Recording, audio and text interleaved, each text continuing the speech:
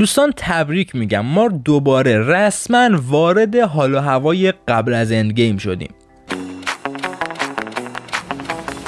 کارگردان قسمت 5 اونجرز یه عکس خیلی تار و نامفهومی از پشت صحنه فیلمبرداری این فیلم منتشر کرده و زیرش نوشته که دومزدی داره میاد. این عکس تا جایی که مردم تحلیلش کردن هیچ معنی نداره و تنها چیزی که بهش شباهت داره اون تخت سیاهیه که پدرو پاسکال داشت روش درباره اتفاقات مولتیورسی چرت و پرت مینوشت و مردم حدس میزنن که دانسته ها و کشفیات رید ریچاردز قراره که باعث یه اتفاق خیلی مهم توی فیلم بعدی اونجرز بشه و پدرو پاسکال و رابرت داونی جونیور قراره یکی از خفن ترین رویارویی های تاریخ مارول رو رقم بزنن. به نظر شما قسمت 5 اونجرز میتونه مثل فیلم های قبلی رکوردها رو بشکونه و فروش $2 میلیارد داشته باشه؟